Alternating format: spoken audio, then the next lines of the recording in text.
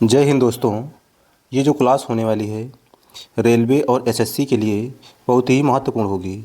आज से हम लोग संख्या पद्धति को बिल्कुल बेसिक से सीखेंगे, क्योंकि अब एसएससी में सेक्शनल टाइम चालू हो गया है। जो सेक्शनल टाइम है प्रत्येक सब्जेक्ट के लिए 15 मिनट है। ऐसे में आपको बेसिक से एडवांस तक अगर जानकारी है तभी आप इतने कम समय में पूरे क्वेश्चन अटेम्प्ट कर सकते हैं। इसलिए इस वीडियो को बहुत ही ध्यान से देखें। हम हर कंसेप्ट इस क्लास में सीखने का प्रयास करेंगे। छोटी से छोटी बातें और जो एग्ज़ाम की दृष्टि से महत्वपूर्ण हैं वो सभी चीज़ें इस क्लास में होंगी और ये सीरीज लगातार जारी रहेगी। हम नंबर सिस्टम को बिल्कुल बेसिक से सीखेंगे एडवांस लेवल तक। तो आज का पहला प्रश्न हम लोग देखते हैं। क्या है हमारा पहला प्रश्न? पहला प्रश्न लिखा हुआ है, सबसे छोटी आवाज़ संख्या क्या है?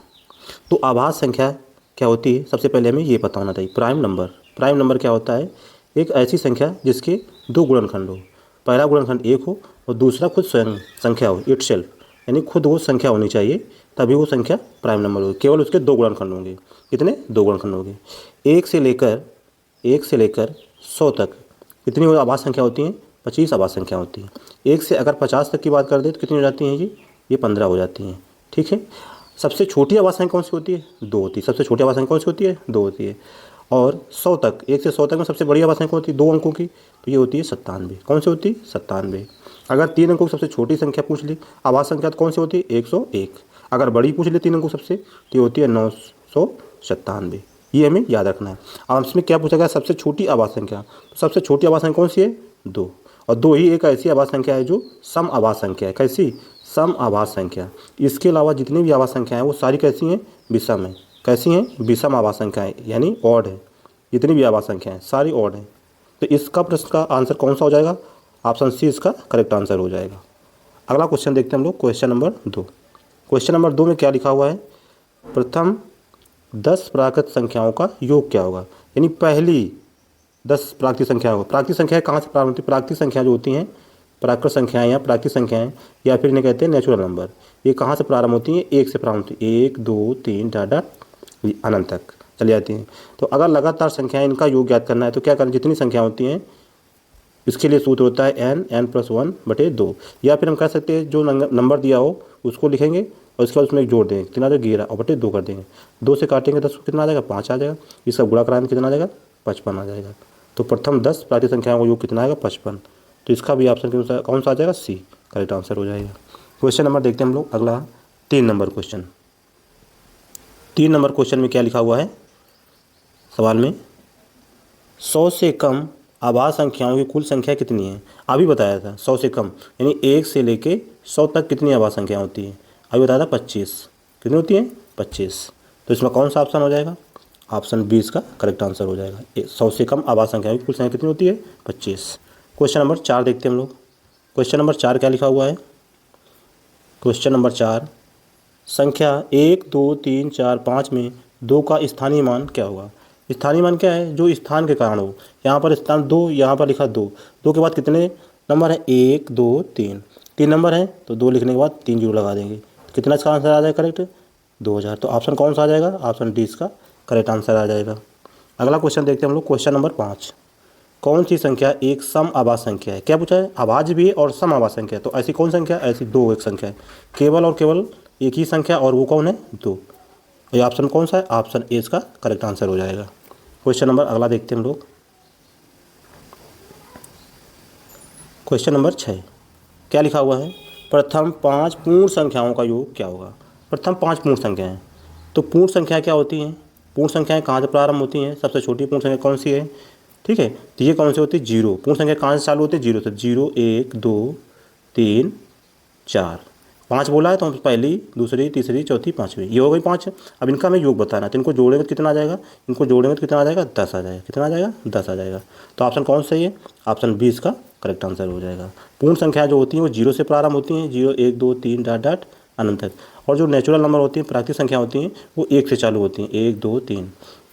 अगला क्वेश्चन देखते हैं हम लोग, क्वेश्चन नंबर 7। क्वेश्चन नंबर 7 हमारा क्या लिखा हुआ है? 1 से 50 तक कितनी आभाज्य संख्या होंगी? तो 1 से 50 तक कितनी आभाज्य संख्या होंगी ये हमने अभी सीखा था। कितनी हो जाएंगी? 15। 1 से 50 तक आभाज्य संख्या कितनी होती हैं? 15। तो ऑप्शन 20 का करेक्ट आंसर हो जाएगा। क्वेश्चन नंबर 8 क्या लिखा हुआ है, 8 9 7 6 में 8 का अंकित मान फेस वैल्यू। तो फेस वैल्यू क्या होता है, जिस नंबर का पूछा जाता है वही उसका आंसर हो जाता है। तो किसका पूछा गया है, 8 का, तो इसका 8 ही करेक्ट आंसर हो जाएगा। तो ऑप्शन ए इसका बिल्कुल सही आंसर हो जाएगा। क्वेश्चन नंबर 9 देखते हैं हम लोग। क्वेश्चन नंबर 9 क्या लिखा हुआ है, 2 अंकों की सबसे बड़ी आवाज़ कौन सी है। 2 अंकों की सबसे बड़ी आवाज़ संख्या। तो अभी तक है 2 अंकों की सबसे बड़ी आवाज़ संख्या कौन सी होती है, 97 97। तो ऑप्शन कौन सा है, ऑप्शन सी इसका करेक्ट आंसर हो जाएगा। क्वेश्चन नंबर 10 देखते हैं हम लोग। क्वेश्चन नंबर 10 में क्या लिखा हुआ है, 1 और 10 के बीच कितनी आवाज़ संख्या है, यानी 1 से लेकर 10 के बीच कितनी आवाज़ संख्या। तो पहली आवाज़ संख्या 2 होती है, फिर 3 होती है, फिर 5 हो जाता है हमारा, 5 हो जाता है, फिर 7 हो जाता है। इसके बाद 9 तो होता है, विषम हो जाएगा, लेकिन वो भाज्य है। तो कितनी आवाज़ संख्या होती है 1 से लेकर 10 के बीच, 4। तो ऑप्शन सी इसका करेक्ट आंसर हो जाएगा। सबसे छोटी पूर्ण संख्या कौन सी होती है, अभी बताया था पूर्ण संख्या कहाँ से प्रारंभ होती है, पूर्ण संख्या 0 से प्रारंभ होती है। तो सबसे छोटी आवाज़ पूर्ण संख्या कौन सी होती है, 0। तो ऑप्शन ए इसका भी करेक्ट आंसर हो जाएगा। अगला क्वेश्चन देखते हैं हम लोग। Question number 12। क्वेश्चन नंबर 12 हमारा क्या है, क्वेश्चन नंबर 12 में निम्न में कौन सी एक विषम संख्या है। विषम संख्या से पूछा जा रहा है, विषम संख्या क्या होती है। विषम संख्या के लिए क्या होना चाहिए, संख्या, विषम संख्या में क्या होता है, संख्या के अंतिम अंक, अंतिम अंक क्या होना चाहिए, 1 3 5 7 9। किसी भी संख्या के अंत में अगर ये अंक आ रहे हैं तो वो संख्या कैसी हो जाएगी, विषम संख्या हो जाएगी। या फिर कह सकते हैं कि वो संख्या 2 से भाज्य नहीं होनी चाहिए, वो 2 से नहीं करनी चाहिए, तो वो विषम हो जाएगी। इसमें कौन सा है, ऐसा ऑप्शन बी है 15। 15 एक विषम संख्या हो जाएगी। अगला क्वेश्चन 13 नंबर, क्या 0 एक पूर्णांक है। 0 हाँ पूर्णांक है, क्योंकि सबसे छोटी पूर्ण संख्या कौन सी है, 0 है। पूर्णांक में आता है, हाँ पूर्णांक में आता है।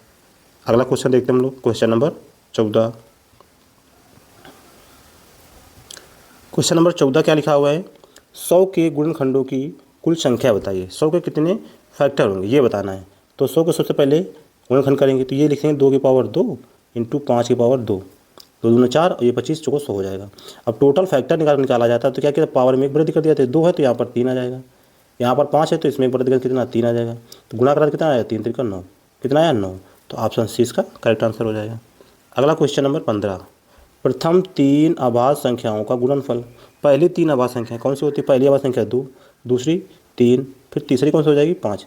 इनका गुणनफल चाहिए 2 3 6, 6 5 30 आ जाएगा। तो कौन सा ऑप्शन है, ऑप्शन सी इसका करेक्ट आंसर हो जाएगा। अगला क्वेश्चन देखते हैं हम लोग, क्वेश्चन नंबर 16। क्वेश्चन नंबर 16 क्या लिखा हुआ है, 1 से 20 तक के बीच कितनी सम आभाज्य संख्याएँ आएंगी। सम आभाज्य, क्वेश्चन की भाषा समझो, सम आभाज्य की बात कर रहा है। 1 से 20 तक, 1 से 20 तक बोले या कहीं तक भी बोले, सम अभाज्य संख्या की अगर बात करता है तो केवल कितनी संख्या होती है, 1 होती है। और कौन होती है, वो 2 होती है। तो कितनी सम अभाज्य संख्या, 1। तो ऑप्शन कौन सा आएगा, ऑप्शन 20 का करेक्ट आंसर हो जाएगा। यहाँ पर पूछा है कितनी सम अभाज्य संख्या होती है, ये नहीं पूछा कौन सी है। अगर कौन सी पूछता तो 2 हो जाता, हमसे पूछा गया कितनी, तो इसका मतलब 1 संख्या होती है। तो इसका ऑप्शन बी हो जाएगा करेक्ट आंसर। अगला क्वेश्चन देखते हैं, लिखा है संख्या 729 का वर्गमूल क्या है। 729 का वर्गमूल निकालना है हमें। ये संख्या छोटी है तो क्या मतलब है, इससे हमको कोई बड़ी संख्या मिल जाए, छोटी संख्या मिल जाए, जो नियम यहाँ पर लगाएंगे उसमें भी वही लगेगा। सबसे पहले जोड़े बनाते हैं। यहाँ पर लिखा 29 का जोड़ा और यहाँ पर 7 अकेले बच गया। 9 किसके अंत में आता है, या तो 3 होना चाहिए या फिर 7 होना चाहिए। इसके आगे एक अंक खाली छोड़ देते हैं, यहाँ पर भी एक अंक छोड़ देते हैं। अब हमारे पास कितना बचा हुआ है, 7। तो 7 किस किस के वर्ग के बीच में आता है, 2 और 3 के। तो यहाँ पर 3 से तो कम है तो 3 नहीं लेंगे। इसका मतलब यहाँ पर 23 का होगा या फिर 27 का होगा। ये वर्ग 23 या 27 का होगा। अब कैसे जाने, इसके बीच में आता है 25। तो 25 का स्क्वायर करना तो बहुत आसान है। इसका 5 का स्क्वायर करते हैं 25 आता है, और 2 में 3, इसके 2 के आगे 3 आता है, 3 से गुणा करें 6, 625 आ गया। ये वाली संख्या 6 से 25 से बड़ी है, इसका मतलब ये बड़ा वाला आंसर हो जाएगा। अगर छोटी होती तो छोटा वाला, तो इससे बड़ी है तो इसमें बड़ा कौन सा है, 27। करेक्ट आंसर कौन सा आ जाएगा, ऑप्शन 20 का करेक्ट आंसर हो जाएगा। वैसे तो ये याद होगा, छोटा नंबर है, लेकिन ये तरीका निकालने का, यही इससे जल्दी से हम निकाल सकते हैं। क्वेश्चन नंबर देखते हैं अगला 18। क्वेश्चन नंबर 18 क्या लिखा हुआ है, 3 अंकों की सबसे छोटी संख्या कौन सी है। 3 अंकों की सबसे छोटी संख्या पूछा है, ना आवाज़ पूछा है ना विषम पूछा है, सबसे छोटी संख्या। तो 3 अंकों की सबसे छोटी संख्या कौन सी है, 100 होती है। अगला क्वेश्चन कौन सा है, 19, 1 अंक की सबसे बड़ी संख्या। 1 अंक की सबसे बड़ी संख्या, तो इसमें देखो ऑप्शन कौन सा है, इसमें 2 है, इसमें 2 गलत, तो इसमें ये ऑप्शन बी 9 हो जाएगी, 1 अंक की सबसे बड़ी संख्या। ये ना सोचिए कि ऐसे प्रश्न बहुत छोटे सरल प्रश्न है, ये प्रश्न कहाँ पर आएंगे, किस एग्जाम में पूछे जाते हैं। हम पूरी क्लास लेंगे और एक से छोटे क्वेश्चन बेसिक से बिल्कुल 0 से उठाएंगे इस क्लास को, और एकदम जो बच्चों को मैथ बिल्कुल नहीं आती है उसको भी हम लोग सिखा देंगे मैथ, इसलिए पूरी क्लास को ध्यान से देखें और एक एक कंसेप्ट को क्लियर करें। अगला क्वेश्चन देखते हैं हम लोग, क्वेश्चन नंबर 20। क्वेश्चन नंबर कौन सा है हमारा? 20। क्या लिखा हुआ है? संख्या 50 की आभाज्य गुणनखंड क्या है? 50 की आभाज्य गुणनखंड करना है, तो सबसे पहले 50 लिखते हैं। ये होगा कितना? 2 × 25। और इसको क्या लिख सकते हैं? 2 × 5 × 5। तो ऐसा ऑप्शन कौन सा है दिखाई दे रहा है? देखो, 1 2 होना चाहिए, 2 5 होना चाहिए। ऑप्शन 20 का करेक्ट आंसर हो जाएगा। अगला क्वेश्चन हमारा है 21 नंबर। क्या 2 एक सम संख्या है? तो देखते हैं, 2 एक सम संख्या है। हाँ, 2 एक सम संख्या है, क्योंकि 2 से कट जाएगी। बिल्कुल सही है, तो ऑप्शन ए इसका करेक्ट आंसर हो जाएगा। अगला question, question number 22। Question number 22 में क्या पूछा जा रहा है हमसे? देखते हैं। 40 और 50 के बीच कितनी आभाज्य संख्या है? 40 और 50 के बीच में कितनी आभाज्य संख्या है? तो इसके बीच में क्या आती है? 41 आ जाएगी, इसके बाद 43 आ जाएगी, इसके बाद 47 आ जाएगी। 41 43 47, बस यही कितनी आभाज्य संख्या आएंगी? 3 आभाज्य संख्या आ जाएंगी। तो ये हमें याद करना है, तो इसमें याद रखना है ऑप्शन कौन सा सही हो जाएगा? ऑप्शन सी इसका करेक्ट आंसर हो जाएगा हमारा। अगला क्वेश्चन देखते हैं हम लोग, 23 नंबर। क्या लिखा हुआ है? संख्या 15 का पूर्ववर्ती क्या होगा? पूर्ववर्ती मतलब क्या? पहले से। तो 15 से पहले क्या आएगा? उसमें एक कम कर देंगे, कितना आ जाएगा? 14 आ जाएगा। करेक्ट आंसर है, ऑप्शन ए इसका सही आंसर हो जाएगा। क्वेश्चन अगला देखते हैं हम लोग, 24 नंबर क्वेश्चन। 24 नंबर क्वेश्चन में क्या पूछा गया है हमसे? देखते हैं। संख्या 20 का अनुवर्ती क्या है? सक्सीजर क्या है? तो अनुवर्ती मतलब बाद वाली, तो 20 के जस्ट बाद क्या आता है? उसमें एक जोड़ दें, कितना आ जाएगा? 21 आएगा। अनुवर्ती कहता है तो उसमें एक जोड़ देते हैं। अनुवर्ती बोले या उत्तरवर्ती बोले, अनुवर्ती या उत्तरवर्ती दोनों का मतलब एक ही होता है। उसमें एक जोड़ा जाता है और पूर्ववर्ती में घटाया जाता है। तो इसका करेक्ट आंसर कितना है? 21। ऑप्शन 20 का करेक्ट आंसर हो जाएगा। क्वेश्चन देखते हैं 25। क्या कह रहा है? सबसे छोटी प्राकृतिक संख्या, प्राकृतिक संख्या यानी नेचुरल नंबर, सबसे छोटी नेचुरल नंबर कौन सा होगा? ये कहाँ से प्रारंभ होती है? 1 से। तो ऑप्शन 20 का करेक्ट आंसर हो जाएगा।